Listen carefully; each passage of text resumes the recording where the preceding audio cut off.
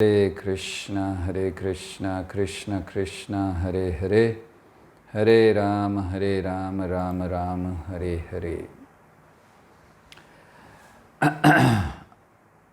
ओम अज्ञानतिमिरान्धस्य ज्ञानाञ्जनशलाकया चक्षुरुन्मिलितं येन तस्मै श्रीगुरवे नमः। श्रीचैतन्यमनोभीष्टं स्थापितं येन भूतले स्वयं रूपः कदा मह्यं ददाति स्वपदान्तिकं। वन्देऽहं श्रीगुरौ श्रीयुतपदकमलं श्रीगुरून् वैष्णवांश्च श्रीरूपं साग्रजातं सहगण रघुनाथान्वितं तं सजीवं साद्वैतं सावधूतं परिजनसहितं कृष्णचैतन्यदेवं श्रीराधा कृष्णपादां सहगण ललिता श्रीविशाखान्वितांश्च। हे कृष्ण करुणा सिंधु दीनबंधु जगतपते गोपेश गोपिका कांत राधा कांत नमस्तुते। तप्त कांचन गौरांगी राधे वृंदावनेश्वरी वृषभानुसुते देवी प्रणमामि हरिप्रिये। वाञ्छाकल्पतरुभ्यश्च कृपा सिंधुभ्य एव च पतितानां पावनेभ्यो वैष्णवेभ्यो नमो नमः। नमः ओं विष्णुपादाय कृष्णप्रेष्ठाय भूतले श्रीमते भक्तिवेदांत स्वामिनिति नामिने। नमस्ते सारस्वती देवे गौरवाणी प्रचारिणे निर्विशेष शून्यवादी पाश्चात्य देशतारिणे। जय श्री कृष्ण चैतन्य प्रभो नित्यानंद श्री अद्वैत गदाधर श्रीवास आदि गौर भक्त वृंद। हरे कृष्णा कृष्ण कृष्ण हरे हरे, हरे राम राम राम हरे हरे। आप सबका स्वागत है गोपी गीत के इस दूसरे दिवस पर। और हम ये देख सकते हैं कि भगवान ने आपको बहुत शक्ति दी है कि आपने हमें कल भी सहन किया और आज फिर तैयार हैं सहन करने के लिए। निश्चित भगवान ने बहुत शक्ति आपको प्रदान की है और भगवान से प्रार्थना करते हैं कि आज और कल के लिए और शक्ति प्रदान करें, आप हमें सहन कर सकें और साथ ही साथ हमें शक्ति दें कि हम आप सबकी सेवा कर सकें इस गोपी गीत के थोड़े बहुत एक्सप्लेनेशन के माध्यम से। कल हम लोगों ने गोपी गीत पर चर्चा प्रारंभ की थी और हमने चर्चा की थी किस तरह रासलीला के समय रासलीला के समय भगवान श्री कृष्ण वहाँ से चले गए। रासलीला का थोड़ा बहुत वर्णन कल किया था क्योंकि लोग इसे बहुत गलत समझते हैं और गलत इसको प्रस्तुत किया जाता है रासलीला को ये मानकर, जैसे शिला प्रभुपाद कहा करते थे कि it is not like a ball game या डांस, बॉल डांस। तो ये किस तरह है हम लोगों ने समझा कि कृष्ण कैसे जन्माद्यस्य अर्थात कृष्ण सभी चीज़ों को जन्म देने वाले हैं जिनमें गोपियाँ भी शामिल हैं। जितने भी संबंध हम यहाँ देखते हैं वो सारे संबंध कृष्ण में हैं और जब कृष्ण संबंध स्थापित करना चाहते हैं तो किससे करेंगे? अपनी ही शक्तियों से। तो हम लोगों ने उदाहरण से देखा था कि अगर कोई बच्चा खेल रहा है किसी खिलौने से तो हम उसकी कोई निंदा नहीं करते या वो गलत नहीं है, लेकिन हम उसके खिलौने से खेलें तो वो गलत है, चोरी कहलाता है। इसी तरह जो भगवान जब लीला करते हैं तो उसमें कोई गलती नहीं है, लेकिन अगर हम उसको इमिटेट करने का, उसकी नकल करने का प्रयास करते हैं तो बहुत गलत है। रासलीला अगर कोई अनैतिक कार्य होता तो बड़े बड़े ऋषि मुनि, स्वयं चैतन्य महाप्रभु या फिर कहें जाए व्यासदेव, नारद मुनि, सुखदेव गोस्वामी इसका गुणगान नहीं करते। तो लोग क्यों गलत समझते हैं? क्योंकि रासलीला को समझने की योग्यता नहीं है। और योग्यता पर हम लोगों ने चर्चा की थी कि योग्यता तब होगी जब कोई व्यक्ति परंपरा में आता है, संयमित जीवन जीता है, गुरु के आदेश का पालन करता है और भक्तों के संग में इस रासलीला को सुनने का प्रयास करता है। फिर हमने ये भी बताया था कि कृष्ण केवल 8 वर्ष के थे और गोपियाँ उनसे भी छोटी। कौन निंदा करता है इस चीज़ की? 8 वर्ष का बालक और बालिकाएं अगर खेलते हैं। और इसीलिए हम लोगों ने चर्चा इस पर भी की थी कि काम और प्रेम में क्या अंतर है, कैसे काम शरीर से उत्पन्न होता है, आत्म इंद्रिय या अपनी इंद्रियों की संतुष्टि के लिए होता है, एक नियंत्रण करने की भावना होती है, लेकिन शुद्ध प्रेम में ये सब नहीं है। गोपियाँ का वर्णन करते हुए हमने बताया था कि 4 प्रकार की गोपियाँ हैं, श्रुतिचारी या श्रुतजा, और ऋषिचारी या ऋषिजा, और देवकन्याएँ और गोपकन्याएँ। फिर हमने आगे फिर गोपी गीत का वर्णन प्रारंभ किया। गोपी गीत क्या है? क्योंकि अधिकतर समझा जाता है कि केवल ये गोपियों का प्रेम विरह है, कि नहीं, ये तो है ही, लेकिन ये गोपियों के द्वारा दी गई सर्वोच्च शिक्षा है, गोपियों के द्वारा प्रकट किया गया सर्वोच्च अवस्था है दिव्य आनंद की। ये एक प्रार्थना है श्री कृष्ण से कृपा की, और साथ ही साथ ये मंगलमय करने वाला कार्य है। कैसे हम भगवान का सतत स्मरण कर सकते हैं, ये गोपियाँ हमें दिखलाती हैं। और साथ ही साथ जिस चीज़ की हम चर्चा कर रहे हैं कि एक पथ है जो कृष्ण तक हमें ले जाता है, कृष्ण तक ही नहीं ले जाता, उस स्तर तक ले जाता है जहाँ हम कृष्ण से आमने सामने बात कर सकते हैं, फेस टू फेस। और उसके लिए हमें क्या करना है, ये गोपियाँ हमें सिखलाती हैं। तो कल हम लोगों ने पहला जो उसका श्लोक था, गोपियों के द्वारा कहा गया पहला गीत या पहला श्लोक, उस पर चर्चा प्रारंभ की थी। आज थोड़ी सी चर्चा उस पर और करके फिर आगे बढ़ेंगे। तो वो पहला जो कल हम लोगों ने चर्चा की, बहुत सुंदर गीत है, प्रयास करना चाहिए हम लोग गाएं इसको रोज़, कम से कम इस कार्तिक के महीने में। जयति तेऽधिकं जन्मना व्रजा श्रयत इंदिरा शश्वदत्र हि दयितदृश्यतां दीक्षुतावका त्वयि धृता सवस त्वां विचिन्वते। तो गोपियों ने कहा कि हे कृष्ण, कृष्ण को संबोधित कर रही हैं। कृष्ण तो वहाँ है नहीं, कृष्ण छुपे हुए हैं। एक कहीं पर कहा गया कि कृष्ण जब गोपियाँ यमुना के तट पर इस गीत को गा रही थीं, तो कृष्ण वहीं कहीं छुपे हुए सुन रहे थे। और मान लीजिए कि अगर कृष्ण वहाँ नहीं भी छुपे हुए सुन रहे थे, तो भी कृष्ण परमात्मा हैं सबके हृदय में। तो गोपियाँ ये जानती हैं, इस बात को आगे कहने वाली हैं। तो इसीलिए गोपियाँ ये जानते हुए कि कृष्ण ये सुन रहे हैं हमारी बात, उनको संबोधित करते हुए कहती हैं कि जयति ते अधिकम जन्मना ब्रज। जब से आपका जन्म हुआ है ब्रज में, तो ब्रज की भूमि का गुणगान और अधिक हो गया। जयति ते अधिकम जन्मना ब्रज, क्या हुआ है? श्रयत इंदिरा, लक्ष्मी देवी अपना वैकुंठ छोड़कर, सब कुछ छोड़कर वृंदावन में वास कर रही हैं। ऐश्वर्य की देवी वो वहाँ है। श्रयत इंदिरा शश्वदत्र ही, शाश्वत रूप से वहीं रह गई हैं।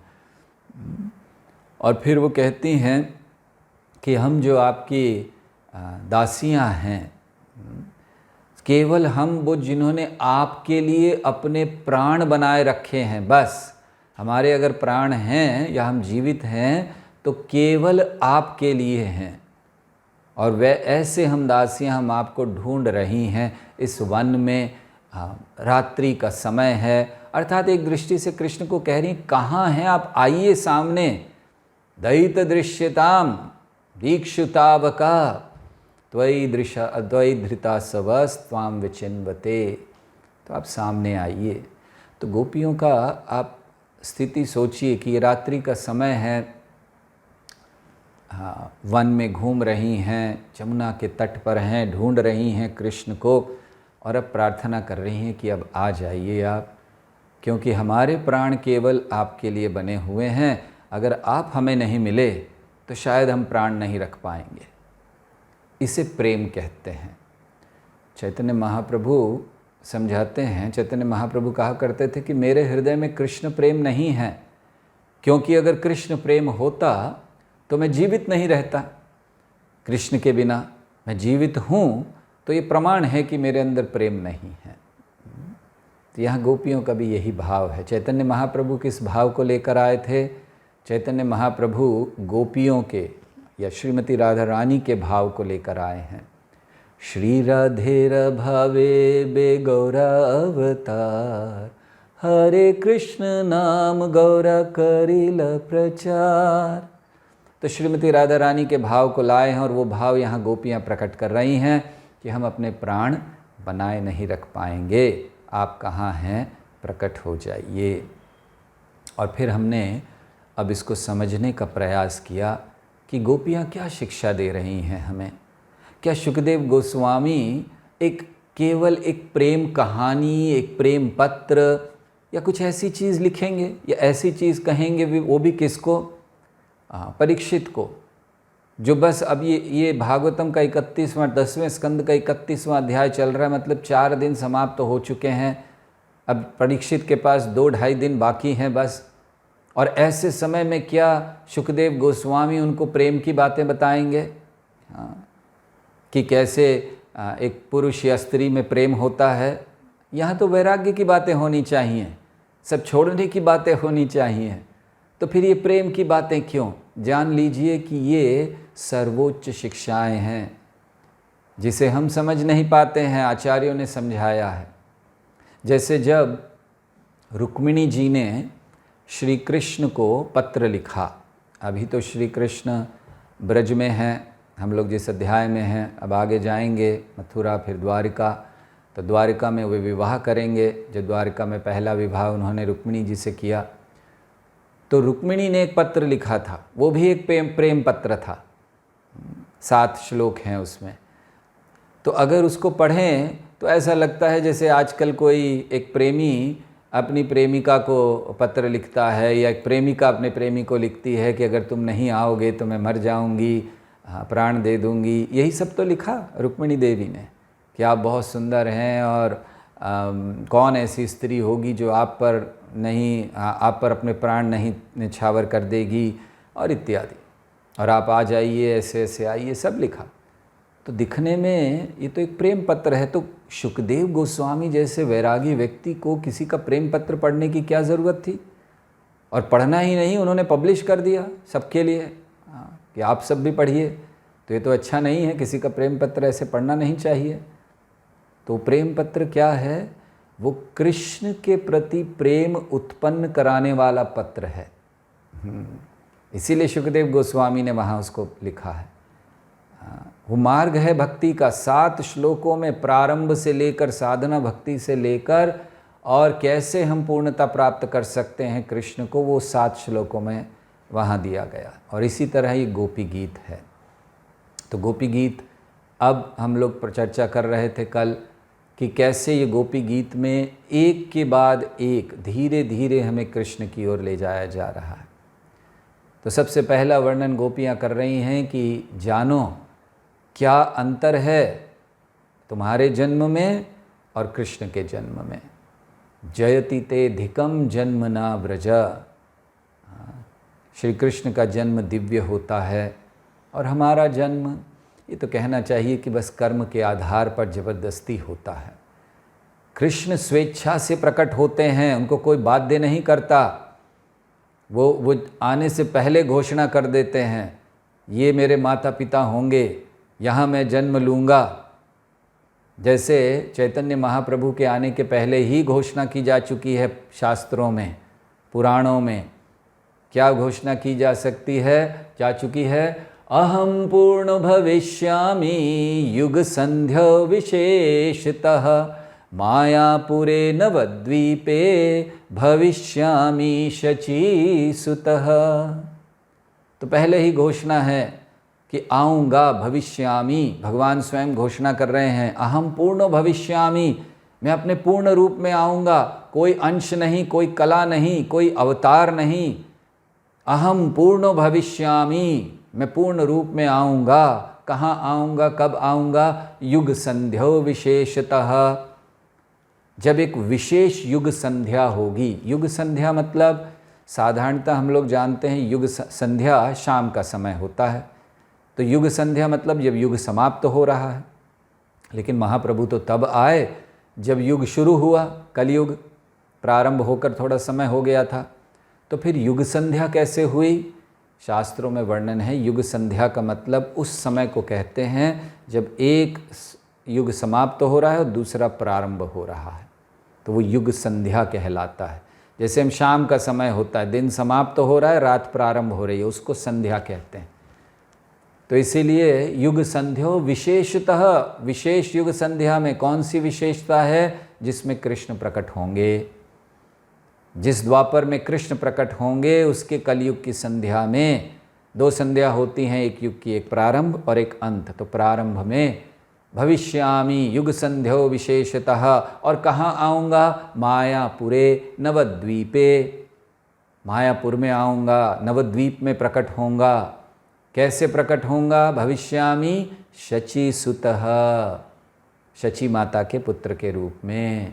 तो ये बहुत स्पष्ट वर्णन है, भगवान पहले से घोषणा करते हैं।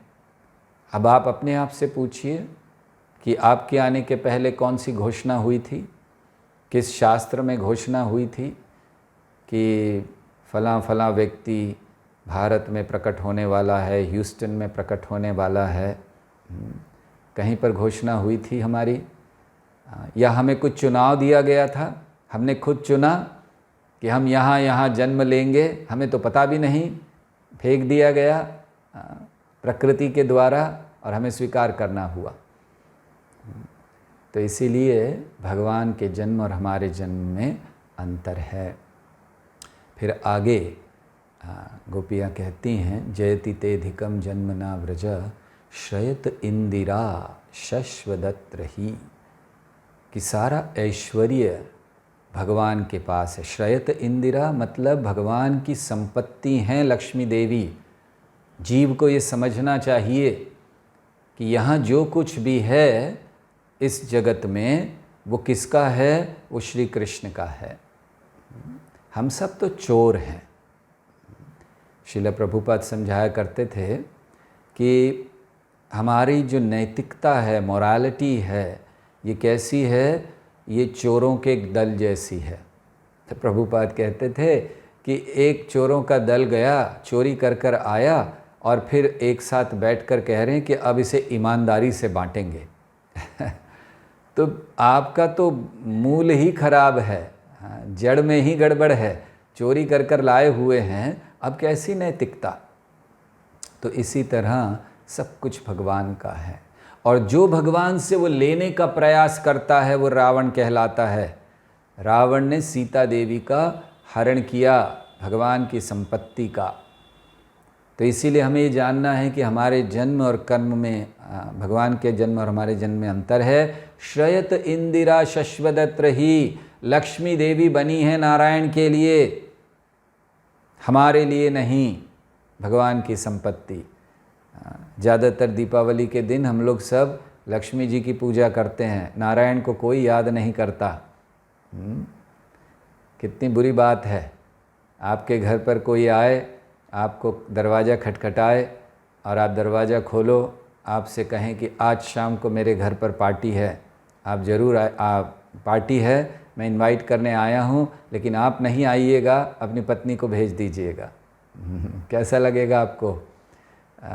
शायद आप क्रोध में उसको मार वार दें, कुछ कर दें, बदतमीज़, हाँ तुम्हें शर्म नहीं है ऐसी बातें करते हो।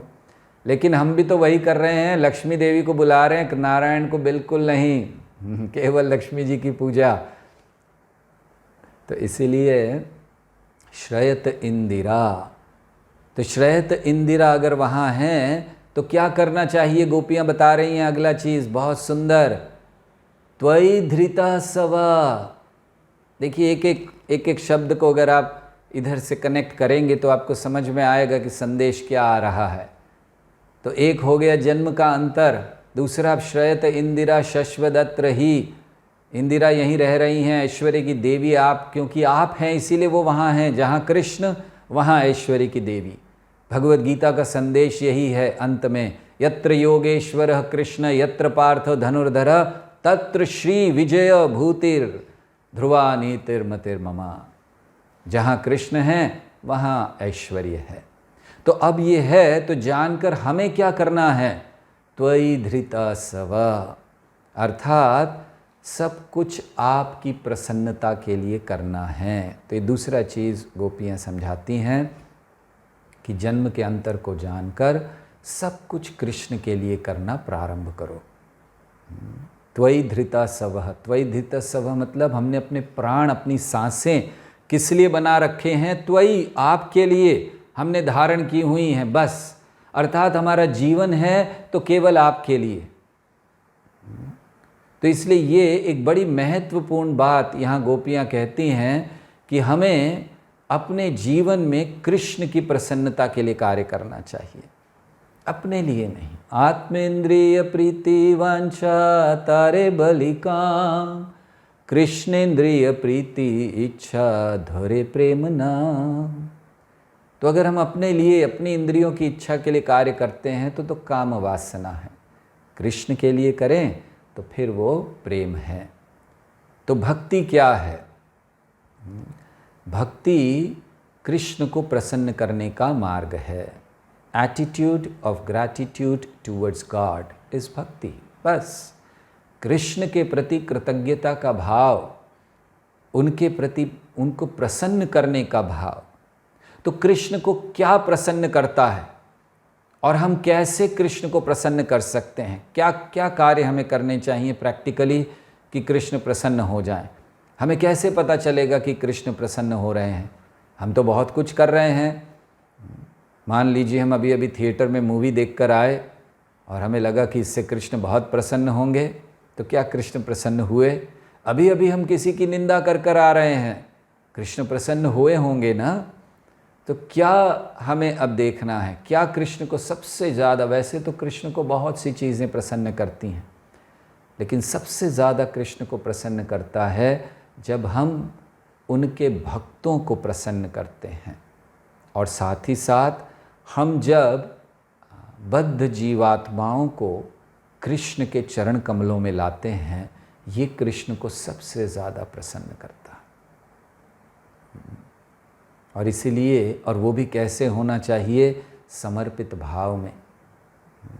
तो क्या कर सकते हैं हम लोग, अगर हम लोग देखना चाहें प्रैक्टिकली क्या हमें करना चाहिए जिससे कृष्ण प्रसन्न हो? कुछ सरल चीज़ें जो अधिकतर आप कर रहे हैं, आपको पुनः याद दिलाना आवश्यक होता है। हम सबको पुनः हर चीज़ को याद दिलाना आवश्यक है कि कृष्ण की प्रसन्नता के लिए हमें ये करना है। तो सबसे पहली चीज़ हमें जाननी चाहिए कि हमारे जीवन में सर्वोत्तम, महत्वपूर्ण, सबसे महत्वपूर्ण कार्य वो होना चाहिए जो कृष्ण को प्रसन्न करे। तो जैसे हमने बताया कि भक्तों को प्रसन्न करने से कृष्ण प्रसन्न होते हैं, तो हमें जीवन में हमेशा भक्तों का आदर करना चाहिए। भक्तों का आदर क्यों करना चाहिए? भागवतम में इतना गुणगान है भक्तों का। एक श्लोक जो 3 बार आया है भागवत में श्लोक रिपीट नहीं हुए हैं। कुछ श्लोक 2 बार आए हैं जो श्री कृष्ण ने गोपियों को कहे और ब्राह्मण पत्नियों को कहे, एक श्लोक 2 बार आया। लेकिन एक श्लोक है जो 3 बार आया, वही श्लोक, और वो किसके लिए है? तुलयाम लवे नापि न स्वर्गम न पुनर्भवम भगवत संगी संगस्य मर्त्यानाम किमुताशिषः। तो ये श्लोक है कि तुलयाम लवे नापी, तुलना नहीं कर सकते लाभ मात्र की भी। अगर भगवान के भक्तों का लाभ मात्र संग मिल रहा है तो उसकी तुलना नहीं की जा सकती। किससे? तुलयाम लवे नापी, न स्वर्गम न पुनर्भवम, न स्वर्ग की प्राप्ति से न मुक्ति से। इतना महत्वपूर्ण है भक्तों का संग। तुलयाम लवे नापि न स्वर्गम न पुनर्भवम भगवत संगी संगस्य, भगवान का जो संग करते हैं, जो भगवान के भक्त हैं, उनका संगस्य मर्त्यानाम किमुताशिषः, इससे बड़ा कोई आशीर्वाद नहीं है अगर हमें भक्तों का संग प्राप्त हो गया। तो कोई कह सकता है कि अरे अगर हम भक्तों से आसक्त हो गए तो इस जगत को छोड़ के कैसे जाएंगे, हमें तो विरक्त होना है। तो इसलिए हमें बिल्कुल आसक्ति नहीं होनी चाहिए, भक्तों में भी आसक्ति नहीं होनी चाहिए। तो क्या ये सही है? हमें तो विरक्त होना है, न घर से, न परिवार से, न पत्नी से, न बच्चे से, और ना ही किसी भक्त से। हम तो केवल कृष्ण से आसक्त हैं। तो क्या ये सही है? भगवान कपिल कहते हैं श्रीमद् भागवत में, प्रसंगानजरम पाशम आत्मनः कवयो विदु। जो विद्वान लोग हैं वो जानते हैं कि प्रसंगान अजरम पाशम, ये जो आसक्ति है ये एक बंधन की तरह है। अजरम पाशम, बांध देती है हमें बड़े कड़े बंधन में। आत्मनः कवयो विदु, जितने भी बुद्धिमान लोग हैं जानते हैं। तो फिर आगे वो क्या कहते हैं? प्रसंगानजरम पाशम आत्मनः कवयो विदु स एव साधु सुकृतो मोक्ष द्वारम अपावृतम। तो वो कहते हैं कि हालांकि बंधन, बहुत बड़ा बंधन हो जाता है, ये आसक्ति हर व्यक्ति जानता है, लेकिन स एव, वही आसक्ति साधु सुकृतो, अगर भगवान के भक्तों में हो जाए, मोक्ष द्वारम अपावृतम, मोक्ष का द्वार खुल जाता है। तो इसीलिए ऐसा नहीं है कि हमें भक्तों से भी आसक्ति नहीं होनी चाहिए। भक्तों से आसक्ति भक्ति के आधार पर अगर है तो वो हमारे लिए कृष्ण प्राप्ति का मार्ग है। तो इसीलिए कृष्ण को प्रसन्न करना है तो हमें उनके भक्तों का आदर करना चाहिए। दूसरी चीज़, कृष्ण को प्रसन्न करने के लिए हमें सतत नाम उच्चारण करना चाहिए, क्योंकि कृष्ण और उनके नाम में कोई अंतर नहीं है। अभिन्नत्वम नाम नामिनः, और विशेष करके इस कलयुग में कली काले नाम रूपे कृष्ण अवतार, तो नाम के रूप में आए हैं। इसीलिए हमें उनके नाम का उच्चारण सतत करते रहना चाहिए। कम से कम 16 माला जप जो हम लोग करते हैं उसको तो हमें कर ही लेना चाहिए। तो इसको बड़े नियम से हमें करना चाहिए कृष्ण की प्रसन्नता के लिए। तीसरी चीज़, हमें घर में हो, मंदिर में हो, जहाँ भी संभव हो, भक्तों के संग में कृष्ण का गुणगान करना चाहिए। जैसे इस समय हम लोग कृष्ण का, गोपियों का गुणगान कर रहे हैं, जब अवसर मिले करना चाहिए। चौथी चीज़, रोज़ भगवान को भोग अर्पण करना चाहिए। हमें कभी भी भगवान को अर्पण किए बिना कोई भोजन, कोई वस्तु स्वीकार नहीं करनी चाहिए। तो ये एक बहुत महत्वपूर्ण चीज़ है। क्यों? कृष्ण ने स्वयं कहा, पत्रम पुष्पम फलम तोयम यो मे भक्त्या प्रयच्छति तदहम भक्तिरुपहतम, तो उसको मैं खाता हूँ, आप मुझे दीजिए। तो कोई कह सकते हैं तो भगवान ने कहा कि देने के लिए, भगवान ने ये कहा कि अगर नहीं दोगे तो कुछ गलत होगा। ये भी भगवद गीता में भगवान ने कहा, यज्ञार्थात कर्मणोऽन्यत्र लोकोऽयं कर्म बंधनः, अगर यज्ञ के रूप में जीवन नहीं जियोगे तो कर्म बंधन है। अच्छा, खाओगे तो क्या होगा? श्री कृष्ण ने कहा है भगवद गीता में ही कि जब तक आप देते नहीं हो अन्यों को और केवल खुद खाते हो तो वो तो केवल पाप है। अघम पापा ये पचन्त्यात्म कारणात्, जो लोग केवल खुद ही खा लेते हैं, अर्पण नहीं करते हैं यज्ञ में, भगवान को अर्पण नहीं करते हैं, तो फिर वो क्या होते हैं? वो लोग पाप के भागी होते हैं। साथ ही साथ श्री कृष्ण प्रसन्न होते हैं जब हम कुछ चीज़ों का त्याग करते हैं। हमें अपने समय का त्याग करना चाहिए, सैक्रिफाइस अवर टाइम, समय अर्पण करना चाहिए भगवान को, क्योंकि हमारे पास वही तो चीज़ है बहुत महत्वपूर्ण। दूसरा, हमारे अंदर जो दुर्गुण है वो दे दीजिए भगवान को, अपने पास मत रखिए, मतलब हटा दीजिए, दुर्गुण निकालिए अपने आप से। ये भी बहुत महत्वपूर्ण है। साथ ही साथ अगर हमारी भगवान के भक्तों के अलावा किसी से मित्रता है तो हाँ, व्यवहारिक रूप में रखें, लेकिन निकट की मित्रता ऐसे लोगों से ना रखें। श्रील प्रभुपाद समझाया करते थे कि कई प्रकार के मित्र होते हैं, मित्र, सखा, सुहृद, इन शब्दों को समझाते हुए प्रभुपाद कहते हैं एक ऑफिशियल फ्रेंड होता है, एक सोशल फ्रेंड होता है और एक इंटीमेट फ्रेंड होता है। कृष्ण सुहृद हैं, इंटीमेट फ्रेंड हैं। तो इसलिए हमें प्रयास करना चाहिए ऐसी सारी चीज़ों को हम त्याग दें, इससे कृष्ण प्रसन्न होते हैं। अपनी बुरी आदतों को त्यागें कृष्ण को प्रसन्न करने के लिए, उपवास रखें कृष्ण को प्रसन्न करने के लिए। जैसे इस समय ये कार्तिक महीना चल रहा है, कई भक्त कई तरह के उपवास इस समय कर रहे हैं कृष्ण की प्रसन्नता के लिए, तो हम उपवास रखें। साथ ही साथ कृष्ण के संदेश का प्रचार करें, ये कृष्ण को बहुत प्रिय है। भगवद गीता में कृष्ण ने कहा है, जो मेरे इस संदेश का प्रचार करता है सच में प्रियः, वो मुझे बहुत प्रिय है। श्रील प्रभुपाद के ग्रंथों को पढ़ें कृष्ण की प्रसन्नता के लिए। और साथ ही साथ अगर हम पूर्ण रूप से समर्पण करें कृष्ण को, माया के जाल में ना फंसते हुए, तो स्वाभाविकता ये कृष्ण को बहुत प्रसन्न करता है। और ऐसा समर्पण है गोपियों का। गोपियों के उदाहरण से हम समझते हैं कि उन्होंने अपनी कोई चिंता नहीं की, उनको एक ही चिंता थी, कृष्ण की प्रसन्नता। अगर वो बहुत अच्छे अच्छे वस्त्र पहनते थे, अपने आप को बहुत सजाते थे, किस लिए? कृष्ण के लिए, क्योंकि कृष्ण ऐसा चाहते हैं।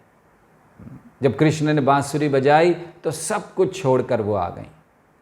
तो गोपियों के उदाहरण से हम लोग सीखते हैं कि उनका जीवन, उनका हर कार्य कृष्ण की प्रसन्नता के लिए था। और इसीलिए यहाँ कहा गया, त्वयि धृता सवास त्वाम विचिन्वते। तो इसलिए हर कार्य हमें भगवान की संतुष्टि के लिए करें। देखिए, ये गोपी गीत है, भरा हुआ है उपदेशों से। अभी तो हम लोग पहले ही गीत पर चर्चा कर रहे हैं, जैसे जैसे आगे बढ़ेंगे एक के बाद एक कैसे गोपियाँ हमें ले जा रही हैं। हमें थोड़ा सा दुख है कि 3 दिन में, जो 3 दिन की ये कथा है, अब आज तो दूसरा दिन हो गया, कल तीसरा है, तो हम लोग पूरा गोपी गीत पूरा तो नहीं पहुंच पाएंगे कृष्ण तक, लेकिन जहाँ तक भी पहुंच जाएं वो भी बहुत है। और फिर गोपियाँ बताती हैं, तो गोपियों ने बताया, जयति ते धिकम जन्मना व्रजा शयत इंदिरा शश्वदत्र ही, तो भगवान की संपत्ति है। और फिर कहती हैं, दयित दृश्यता दीक्षुतावका।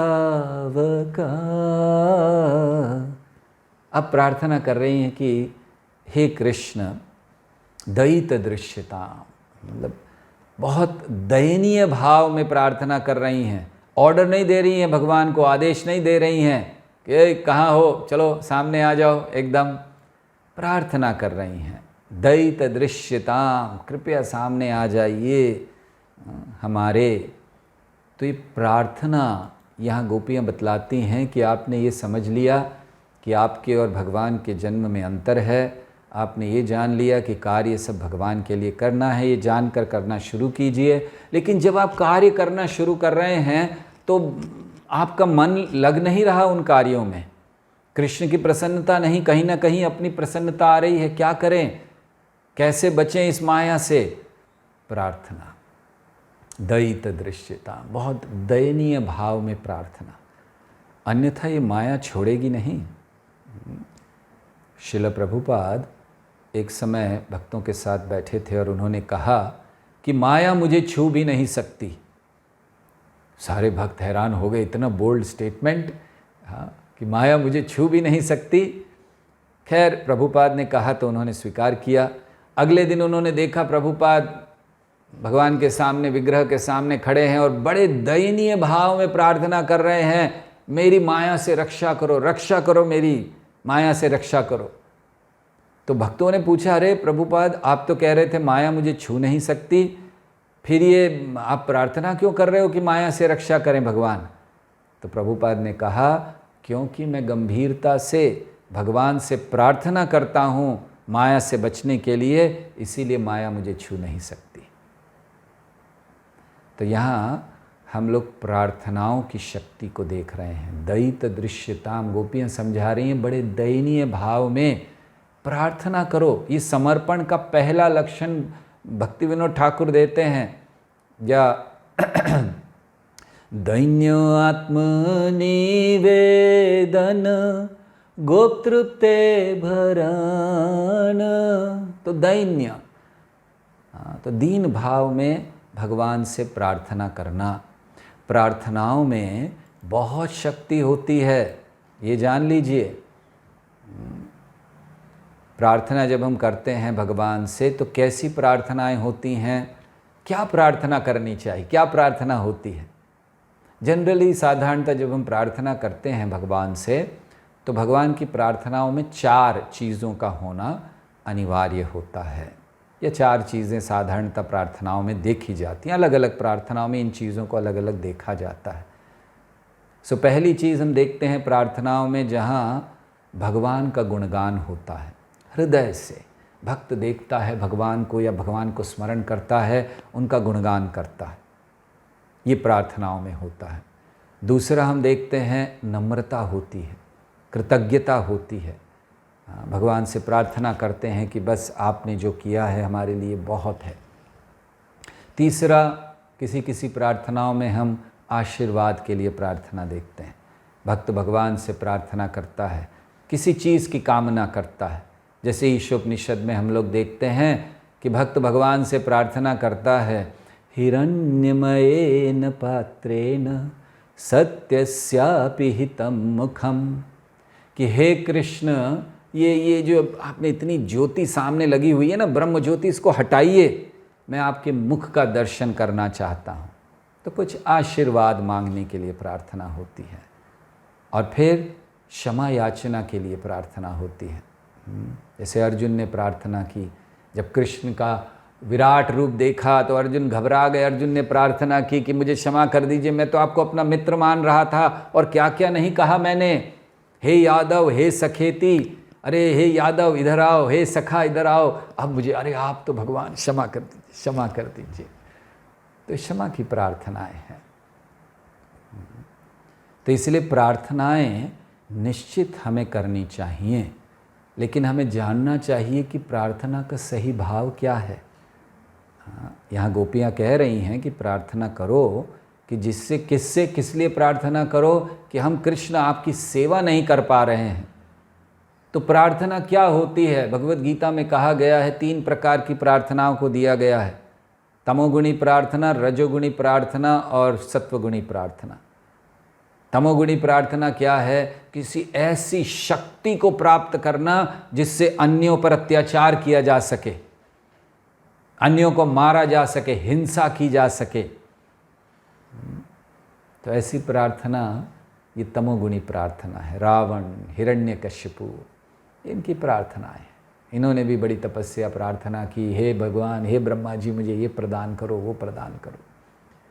दूसरी प्रार्थना होती है जहाँ कुछ प्रार्थना धन प्राप्ति के लिए, प्रसिद्धि के लिए, कोई शक्ति के लिए की जाती है। बहुत धन मिल जाए, मैं बहुत प्रसिद्ध हो जाऊं। कभी कभी भक्त भी प्रार्थना करते हैं ना, हे भगवान मैं बहुत बड़ा प्रचारक बन जाऊं। हे भगवान मुझे टेम्पल प्रेसिडेंट बना दो। शायद वो कोई प्रार्थना नहीं करता होगा, वो तो बड़ा कठिन जॉब है। तो लोग बोलते तो दूसरे लोग बने, वो ठीक है, हम अलग रहेंगे। तो ये रजोगुणी प्रार्थना है। और सत्वगुणी प्रार्थना क्या है? जहाँ हम शांति के लिए, प्रसन्नता के लिए प्रार्थना करते हैं, अन्यों के भले के लिए, for the welfare of others हम प्रार्थना करते हैं, या दूसरों की मदद करने के लिए। ये एक सतोगुणी प्रार्थना है। और दिव्य प्रार्थना क्या है? जो भक्त करते हैं, वो केवल प्रेम के लिए प्रार्थना करते हैं। उनकी प्रार्थना कृष्ण के प्रेम के लिए है। ऐसे असंख्य उदाहरण शास्त्रों में हैं जहाँ भक्तों ने प्रार्थनाएं की और उन प्रार्थनाओं से उन्हें बहुत लाभ मिला। गजेंद्र की प्रार्थनाएं हम सब भागवत में देख चुके हैं। गजेंद्र हमारी ही स्थिति में था। दरअसल जब गजेंद्र की हम लोग सुनते हैं तो बस यही लगता है कि हम ही खड़े हैं गजेंद्र की जगह। क्यों? वो मगरमच्छ ने पकड़ा हुआ था, काल रूपी मगरमच्छ, जिसने हम सबको जकड़ा हुआ है। हम भी जकड़े हुए हैं उसमें और प्रयास कर रहे हैं उससे बाहर आने का। और किस पर आश्रित हैं? गजेंद्र ने देखा, अरे मेरी पत्नियां खड़ी हैं, मेरे घर वाले खड़े हैं, ये मेरी रक्षा करेंगे। कोई रक्षा नहीं कर पाया। और फिर गजेंद्र ने प्रार्थनाएं की, बहुत सुंदर प्रार्थना अर्पण की। और वो प्रार्थना जो पूर्व जन्म में राजा इंद्रद्युम्न के रूप में उन्होंने की थी, उनको वो याद आई, स्मरण आई, और उन्होंने वो प्रार्थनाएं अर्पण की। और कैसे अर्पण की? एक कोई औपचारिकता के रूप में नहीं था, एक रिचुअल नहीं था जैसे हम लोग प्रार्थना करते हैं। हाँ चलिए खड़े हुए, दर्शन हो रहा है, गोविंदम आदि पुरुषम तमहम भजामी, बस मन में होता है हो गया कि नहीं हो गया, टाइम हो गया कि नहीं, चलो चलें। तो हमारा क्या है? ये एक फॉर्मेलिटी है, एक रिचुअल है, पता है मंदिर में रोज खड़े होना है, चलो। आप सोच सकते हैं क्या गजेंद्र ऐसे कर रहा था? उस समय इतना फंसा हुआ था, उसका क्या भाव होगा प्रार्थना का? वो तो कोई रिचुअल नहीं फॉलो करेगा, वो तो कोई फॉर्मेलिटी के लिए नहीं कर रहा था, वो अपनी रक्षा के लिए कर रहा था। तो ऐसे भाव में हमें प्रार्थना करनी चाहिए जो हृदय से आए। सच्ची प्रार्थना वो है जो हृदय से आती है। श्रील प्रभुपाद समझाते हैं कि बिना प्रेम के अगर कोई प्रार्थना की जाती है तो वो सही प्रार्थना नहीं हो सकती। प्रभुपाद कहते हैं without affection and love our prayers can not be offered properly. ठीक से हम प्रार्थना ही नहीं कर पाएंगे अगर हृदय में प्रेम नहीं है। तो एक प्रश्न आता है, अगर हमारे हृदय में प्रेम नहीं है तो क्या करें? ठीक है, अभी प्रेम नहीं है, हम प्रार्थना कैसे अर्पण करें? तो क्या प्रार्थना नहीं करें? तो हमें प्रार्थना करनी चाहिए भगवान से कि भगवान हमारे हृदय में वो प्रेम दे दो जिससे मैं प्रेम पूर्वक प्रार्थना कर सकूं। वो प्रार्थना हमें जरूर करनी चाहिए। सो गजेंद्र की प्रार्थनाएं ने भगवान को प्रकट कराया। क्यों? हृदय से प्रार्थना थी, निस्सहाय भाव में प्रार्थना थी। ध्रुव महाराज ने प्रार्थना की। ध्रुव महाराज छोटे से बच्चे हैं, उनको तो पता भी नहीं है कि प्रार्थना कैसे की जाती है। हाँ, हमने तो कहीं पढ़ा नहीं कि वो कभी स्कूल वूल भी गए थे कि पढ़ने के लिए कि उन कैसे प्रार्थना करनी है। ध्रुव महाराज का वर्णन नहीं, प्रहलाद तो फिर भी गए थे, ध्रुव का वर्णन नहीं है कि वो गए थे कि नहीं गए थे। 5 साल के बच्चे थे, उनको क्या पता कैसे प्रार्थना करनी है। तो फिर भगवान उनसे प्रसन्न क्यों हुए? उनके पास कोई अच्छे अच्छे शब्द नहीं थे। ऐसा नहीं था कि उन्होंने बड़ी अच्छी कविता या बड़ा अच्छा भजन लिखा था भगवान की प्रसन्नता के लिए। हाँ, या फिर बहुत सारे श्लोकों को याद किया हुआ था। हाँ, कोई मेमोरी नहीं थी उनको उस समय। तो क्या था उनके पास? उनके पास बस एक इच्छा थी भगवान को प्रसन्न करने की। और उन्होंने प्रार्थना क्या की? उन्होंने प्रार्थना की भगवान की शाश्वत सेवा की। सो भगवान ने क्या देखा? भगवान ने देखा कि इनके पास कुछ नहीं है, इस बालक के पास कोई शक्ति नहीं है, लेकिन हृदय में एक बड़ी गंभीर सिंसियर डिज़ायर है। और उस डिज़ायर को देखकर, उस इच्छा को देखकर भगवान ने अपना शंख उनके मस्तक पर स्पर्श किया और फिर ध्रुव महाराज ने प्रार्थनाएं अर्पण की। तो इसलिए जो प्रार्थना है वो हृदय से आनी चाहिए। और ऐसा नहीं है कि हम अन्यों की प्रार्थना, बड़े जो महान भक्त रहे हैं उनकी प्रार्थनाओं को नहीं दोहरा सकते। दोहराना चाहिए, हमें उनकी प्रार्थनाओं को दोहराना चाहिए, लेकिन वो प्रार्थनाएं हमारे हृदय से आनी चाहिए। जो उस व्यक्ति ने हजारों साल पहले बोला है उनके नहीं। जैसे मान लीजिए कि हम प्रार्थना करते हैं, भक्ति विनोद ठाकुर ने लिखा है बहुत सुंदर प्रार्थना, जिसमें वो कहते हैं कि हे कृष्ण सब कुछ आपका है, मेरा कुछ नहीं है। वस्तुत सकली तव जीवे के होनाय, अहम मम भ्रमी भ्रूमि भोगे शोक भय। तो कहते हैं कि वस्तुतः सकली तब जीव के होना है, भगवान सब कुछ आपका है। जब हम ये प्रार्थना करें तो ये नहीं कहें कि ये भक्ति विनोद ठाकुर कह रहे हैं भगवान सब कुछ आपका है, नहीं, ये हम मानते हैं हृदय से और इसलिए हम कह रहे हैं। कुंती महारानी ने प्रार्थनाएं की, कुंती महारानी की प्रार्थनाएं देखिए कितनी नम्रता है उसमें। कुंती महारानी कहती है मैं तो एक साधारण स्त्री हूँ, कथम पश्येम ही स्त्रियः, मैं तो बहुत एक साधारण स्त्री हूँ, मुझे क्या पता ये बड़े बड़े आप आध्यात्मिक बातें, ये तो सब वो सन्यासियों के लिए हैं, परमहंसों के लिए हैं, मेरे लिए नहीं है। मैं तो सब आसक्त हूँ परिवार में, यहाँ वहाँ, लेकिन मेरी एक इच्छा है, मैं जानती हूँ कि आप बहुत सुंदर हैं, आपके शरीर का हर अंग वो तुलना करती हैं पंकजनाभाया नमः पंकजमालिने, तो बहुत सुंदरता है, बस मेरा ये जो आसक्ति है इसको काट दीजिए। तो कुंती महारानी प्रार्थना कर रही हैं आसक्ति को काटने के लिए। बहुत शक्ति है प्रार्थनाओं में। अम्बरीश महाराज ने प्रार्थना की, देखिए भागवतम अगर आप जाएंगे तो एक के बाद एक प्रार्थनाओं से भरा। अम्बरीश ने प्रार्थना की और अम्बरीश की प्रार्थना की शक्ति करोड़ों करोड़ों गुना ज़्यादा थी। जो महानतम योगी हैं दुर्वासा मुनि, उनकी तपस्या की शक्ति से। दुर्वासा मुनि को हजारों वर्ष की तपस्या की शक्ति थी और यहाँ अम्बरीश एक राजा, एक कहना चाहिए दुर्वासा मुनि की दृष्टि से एक आसक्त भोगी व्यक्ति, लेकिन क्योंकि भगवान के भक्त हैं हृदय से प्रार्थना की, करोड़ों गुना ज़्यादा पावरफुल। हम सब जानते हैं दुर्वासा मुनि क्रोध में आ गए क्यों? अम्बरीश ने पानी कैसे पी लिया। मैं आया हूँ उसके घर पर और अम्बरीश ने मुझे पिलाए बिना खुद पानी पी लिया। सर पे से बाल निकाला और एक असुर प्रकट कर दिया। हम जब भी इस बात को कहते हैं और सर पर हाथ लगाते हैं तब हमें यही समझ आता है कि इसीलिए ब्रह्मचारियों को शेव करना होता है, ताकि अगर क्रोध आए और बाल ढूंढने लगें तो बाल मिले नहीं असुर बनाने के लिए। तो जो योगी होते हैं बड़े बड़े बाल रखते हैं, उनको मिल जाते हैं। तो असुर प्रकट कर दिया, मारने गए और असुर को तो चक्र ने मार दिया, सुदर्शन चक्र ने, और फिर भागे दुर्वासा मुनि के पीछे। दुर्वासा मुनि पूरे ब्रह्मांड में भाग रहे हैं। ब्रह्मा जी के पास गए, शिव जी के पास गए, ब्रह्मा जी के पास गए, ब्रह्मा जी ने कहा बाहर बाहर, अंदर मत आओ, पीछे तुम्हारे सुदर्शन चक्र है। शिव जी ने कहा मैं तो स्वतंत्र नहीं हूँ, जाओ भगवान के पास। तो भगवान के पास पहुँचे कि आपका सुदर्शन चक्र है, रक्षा कीजिए। भगवान ने कहा मैं भी स्वतंत्र नहीं हूँ।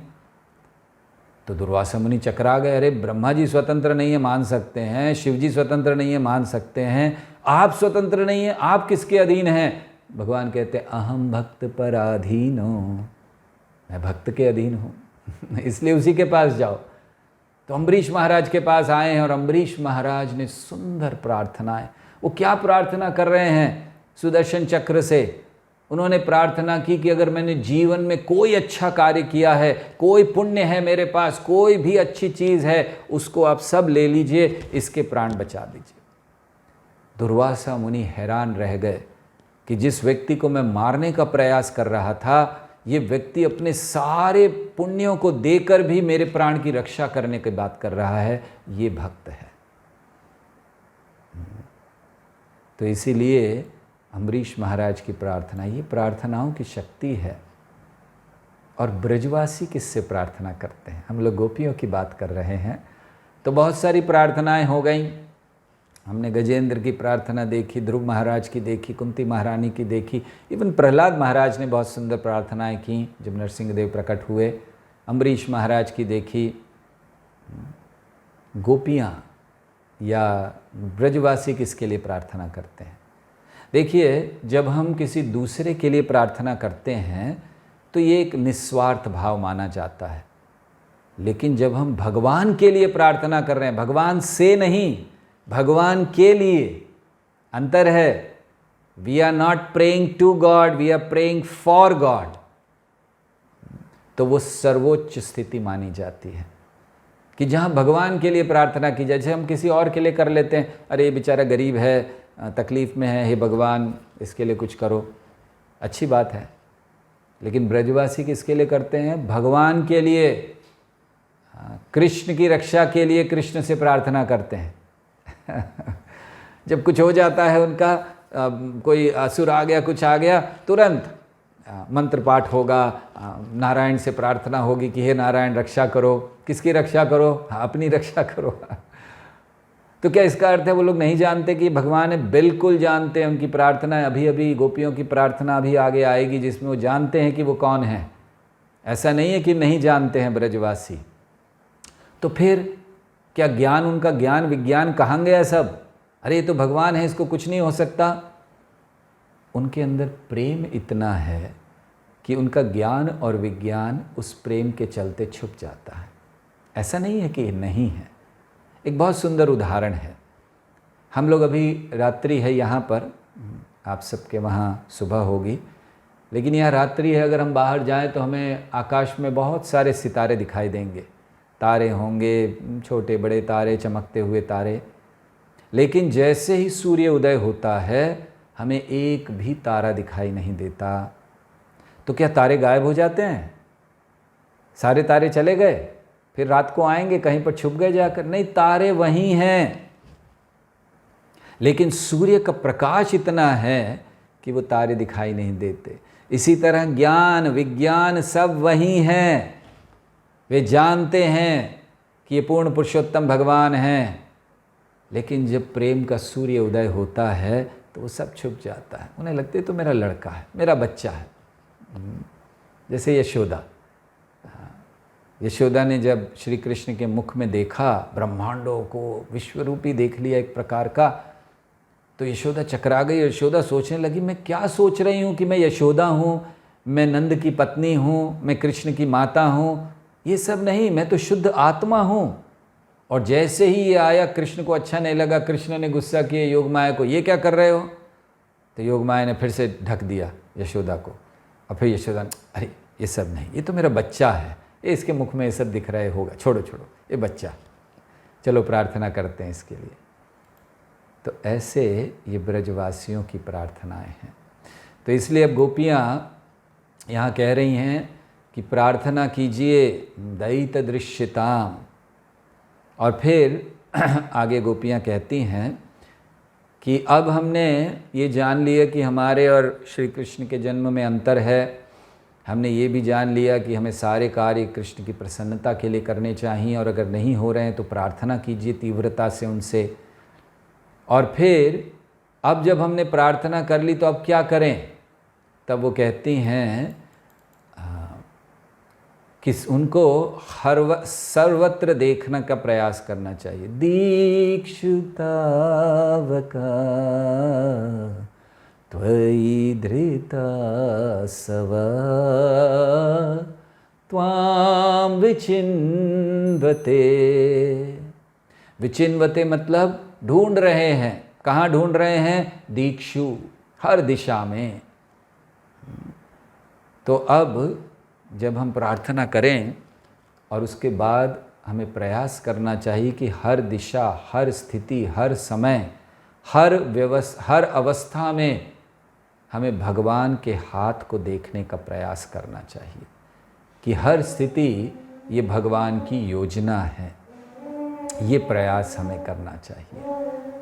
तो गोपियाँ ये समझा रही हैं कि हमें दीक्षुतावकः, देखिए भगवान को, देखिए कहाँ देखिए, विचिन्वतः, कहाँ पर ढूंढिए उनको, दीक्षु, हर जगह, हर समय।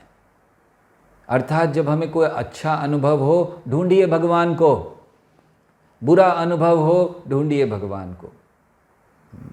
कभी कभी जीवन में विफलताएं आती हैं, हमें अनुभव होती है विफलता की, या फिर निराशाएं आती हैं, तो हमें क्या करना चाहिए? भगवान को ढूंढना चाहिए कि कृष्ण का कोई कारण होगा ये स्थिति लाने के लिए, तो हमें उसको समझने का प्रयास करना चाहिए।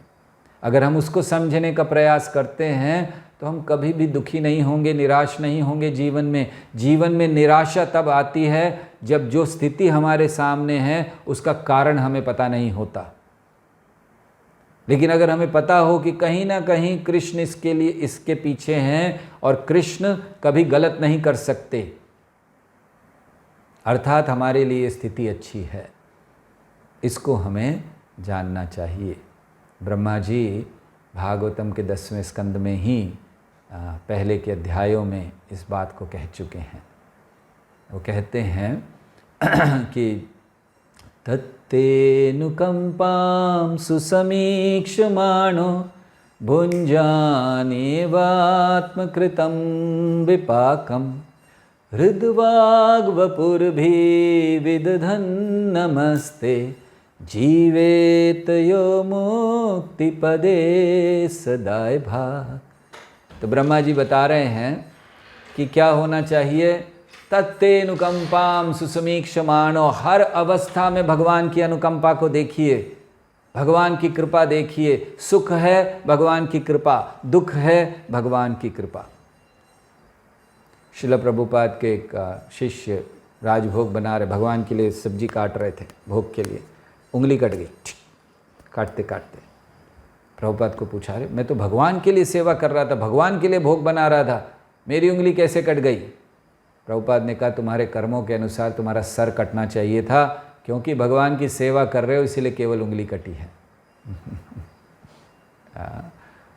ये है तत्तेनुकंपां सुसमीक्षमाणो, कि हर चीज़ को भगवान की कृपा देखना। और प्रभुपाद ने ये एक छोटे से उदाहरण से हमारे लिए एक मार्ग दे दिया है।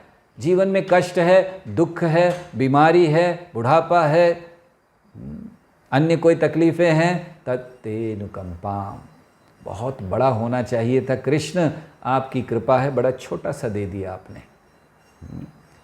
मेरे जैसे पापी व्यक्ति को तो जीने का अधिकार नहीं है, हर क्षण मरना चाहिए, गला कटना चाहिए, कष्ट और आने चाहिए। लेकिन देखिए आपकी कृपा। अभी जैसे कोरोना था, बहुत से डिवोटीज़ को कोरोना हुआ, कई डिवोटीज़ इस जगत में नहीं भी रहे। उस समय भी लोगों ने प्रश्न किया कि ये कैसे है, हम कैसे अब कृष्ण का हाथ देखें इसमें।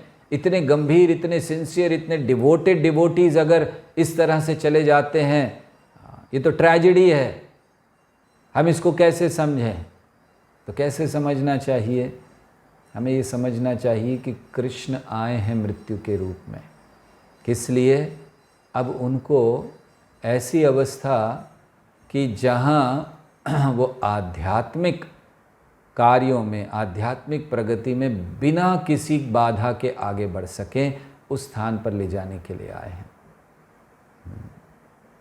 इसलिए हमें इसको देखना चाहिए कि किस तरह का भाव है, कैसे हैं। सो ये नहीं देखना चाहिए कि भगवान ने बड़ा गलत किया।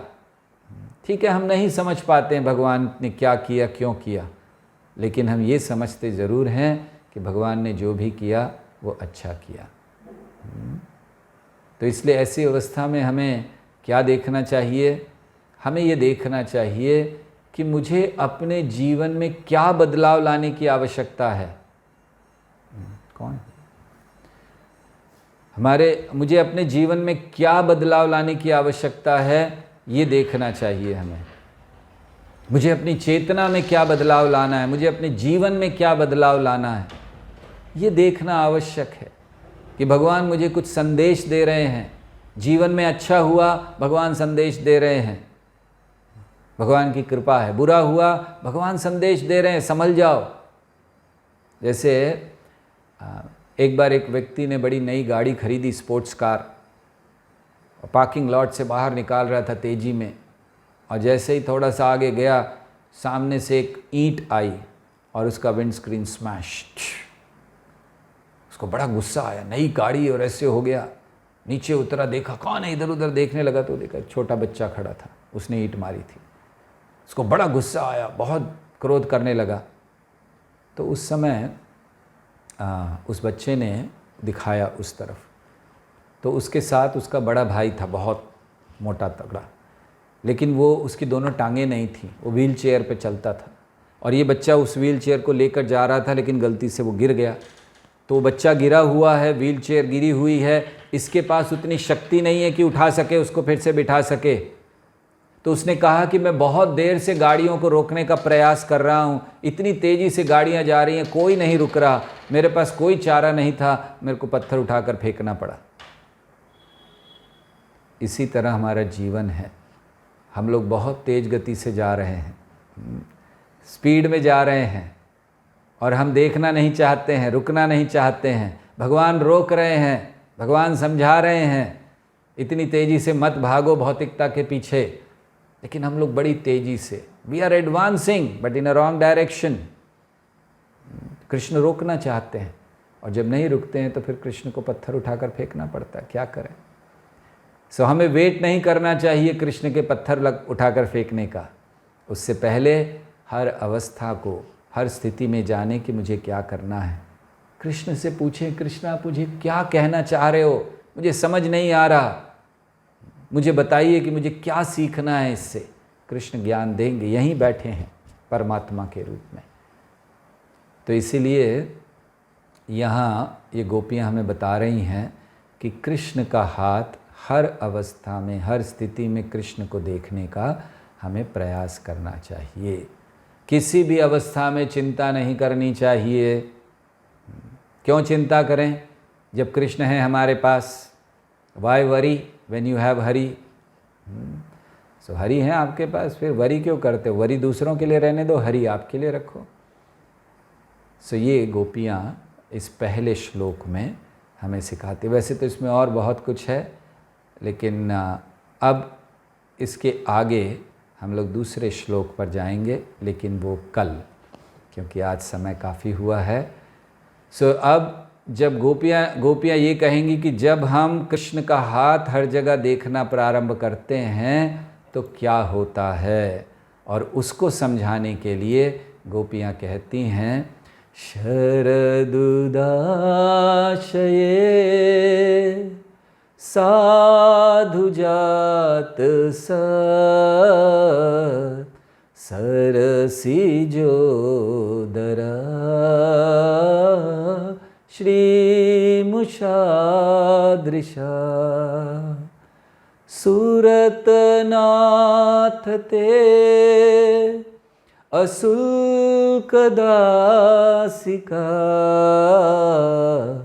वरदनिघ्नतो नेह किं वधा। तो इस पर हम लोग कल चर्चा प्रारंभ करेंगे। हरे कृष्णा कृष्ण कृष्णा हरे हरे, हरे राम राम राम हरे हरे।